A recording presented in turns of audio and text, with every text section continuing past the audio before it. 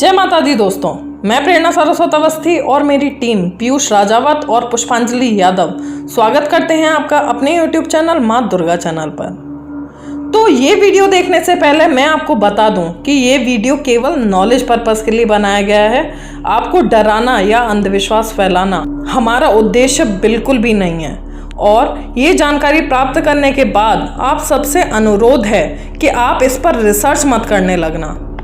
तो आज जो मैं जानकारी लेकर आई हूँ वो एक ऐसी रहस्यमय किताब पर है जिसको हमारी भारत सरकार ने भी बैन कर दिया था। उस रहस्यमय ग्रंथ का नाम है नीलावंती।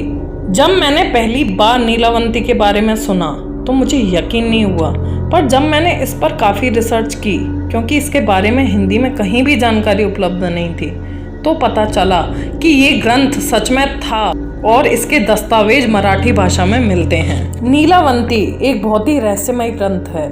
इसकी जो लेखिका नीलावंती थी वो पशु पक्षियों से बात करने में सक्षम थी।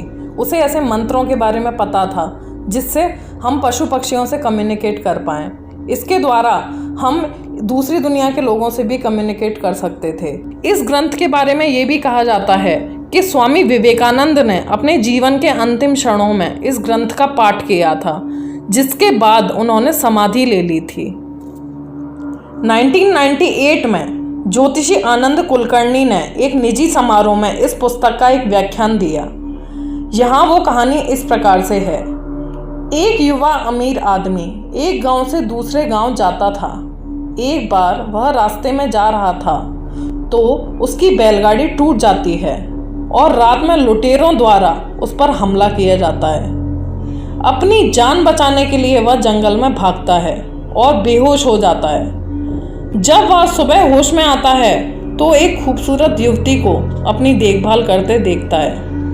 वो खूबसूरत युवती उसकी देखभाल करती है और वो सही हो जाता है।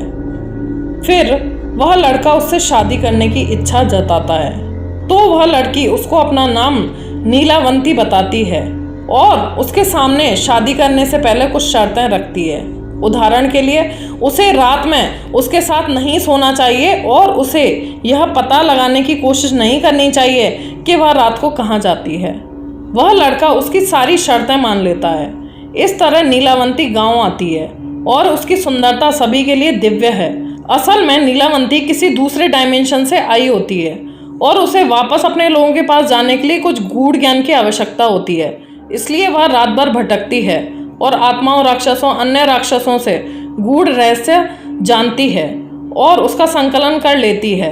ऐसा वो हजारों सालों से कर रही होती है। हजारों वर्षों तक ऐसा करने से उसके पास कई रहस्य हैं। दूसरे शब्दों में राक्षस, सिद्ध पुरुष, आत्मा आदि इस ज्ञान को मुफ्त में नहीं देते हैं। वो ज्ञान के बदले कुछ त्याग मांगते हैं, कभी किसी जानवर का शिकार, कभी बड़ा बलिदान, कभी खुद का खून। असल में नीलावंती को एक सिद्ध द्वारा बताया गया था कि वह एक अमीर युवक को बहला फुसलाकर गांव में घुस जाए ताकि उसे वह ज्ञान प्राप्त हो सके जिससे वह अपने लोगों के पास जा सके।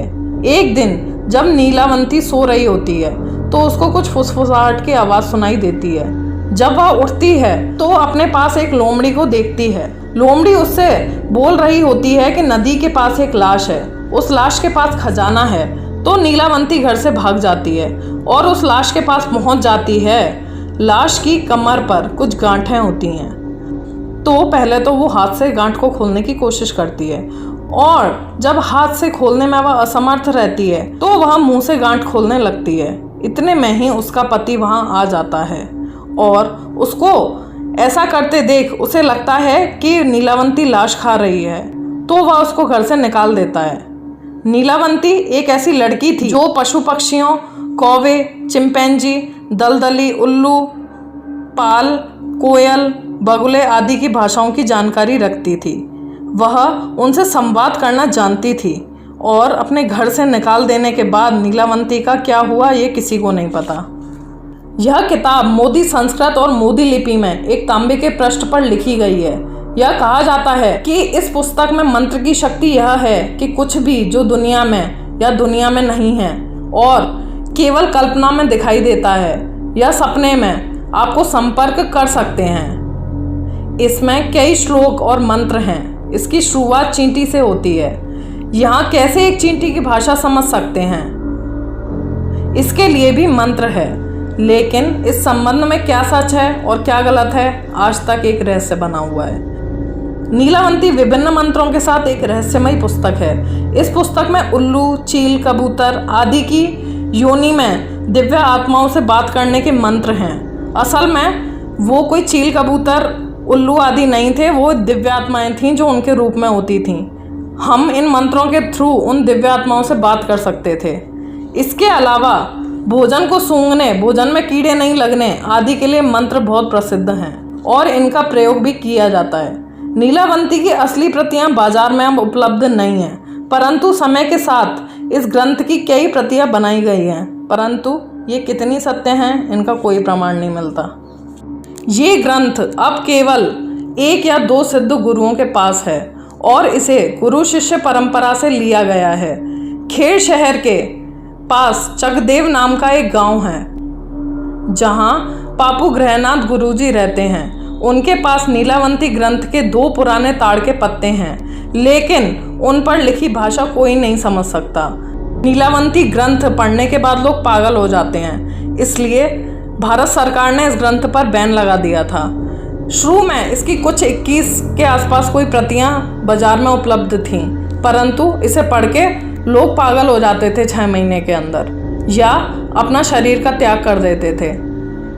जब इसकी खबर भारत सरकार को लगी तो उन्होंने इन प्रतियों को जब्त कर दिया और इसका मुद्रण भी जभी की जभी बंद करवा दिया गया। परंतु फिर भी भारत सरकार 2-4 ग्रंथों को प्राप्त करने में असमर्थ रही और कहा जाता है कि वो ग्रंथ कुछ विदेशी भी ले गए थे और कुछ सिद्ध गुरुओं के पास आज भी संरक्षित हैं। आप सभी को माँ दुर्गा चैनल की ओर से जन्माष्टमी की हार्दिक बधाइयाँ। तो इसी बात के साथ मैं अब यहाँ पे अपनी वाणी को विराम देती हूँ। जय माता दी, हर हर महादेव।